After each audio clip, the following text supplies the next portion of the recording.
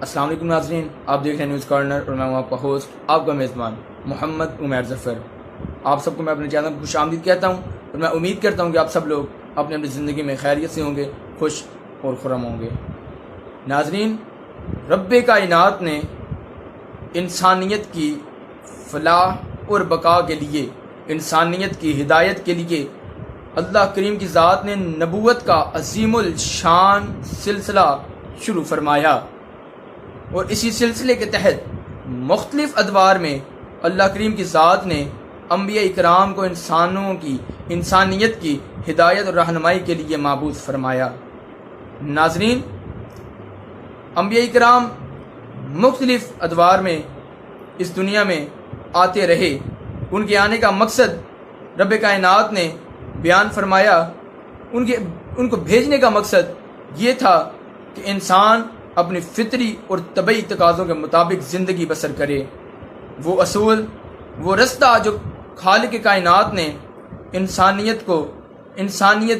کی زندگی، اپنی زندگی گزارنے کے لیے لوگوں کو جو رب کائنات نے واضح فرمایا، انسان اس رستے پر چل سکیں۔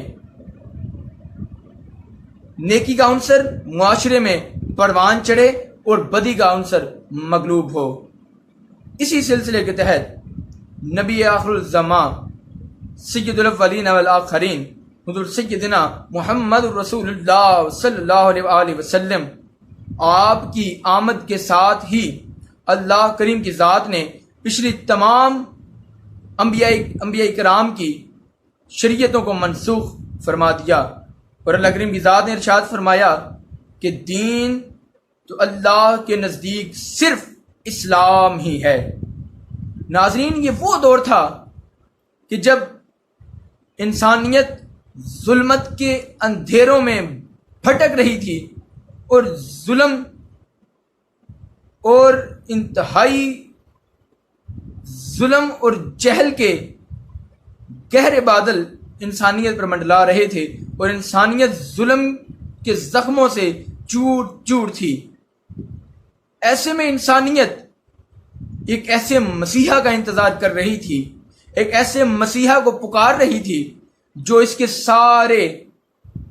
دردوں کا، اس کے ساری مسائل کا ایک ایسا جامع نسخہ پیش کرے جس میں اس کے لیے حقیقی بقا اور فلاح ہو۔ انسانیت کی اس بلکتی اور سسکتی فریاد کے مناظر شاید زمین اور آسمان نے پہلے کبھی دیکھے ہوں گے، لیکن رب کریم کی ذات نے انسانیت کی اس فریاد کو قبول فرمایا، اور اپنے پیارے حبیب علیہ الصلوۃ والسلام حضور سیدنا محمد رسول اللہ صلی اللہ علیہ وآلہ وسلم، آپ علیہ الصلوۃ والسلام کو اللہ کریم کی ذات نے ایک ایسا جامع نسخہ انسانیت کی فلاح اور بقا کے لیے دے کر مبعوث فرمایا، اور ساتھ اللہ کریم کی ذات نے ارشاد فرمایا کہ تمہارے رب کی طرف سے تمہارے پاس نصیحت آ چکی ہے۔ یہ وہ چیز ہے جو تمام دل کے امراض کے لیے شفا ہے۔ تم میں سے جو اسے قبول کرے تو اس کے لیے دار رہنمائی اور رحمت ہے۔ ناظرین،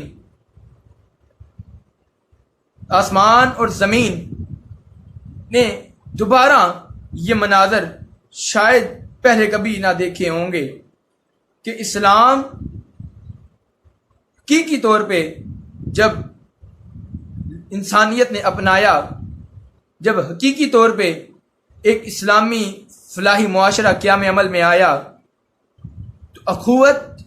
عدل اور انصاف، مساوات اور بھائی چارے کے جو مناظر تھے، یہ پہلے کبھی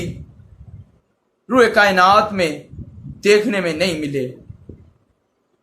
آج کہ جو دنیا کے حالات ہیں،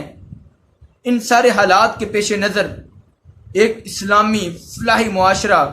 جو آپ علیہ الصلوۃ والسلام نے انسانیت کے لیے پیش کیا، وہ معاشرہ آج انسانیت کی بقا کے لیے ناگزیر ہو چکا ہے۔ عالم انسانیت کی بقا کا واحد رستہ، اگر میں یہ کہوں کہ اسلام ہی انسانیت کی بقا اور فلاح کا واحد رستہ ہے۔ اس کے علاوہ انسانیت کے لیے، انسانوں کے لیے فلاح اور بقا کا کوئی دوسرا ایسا جامع رستہ موجود نہیں۔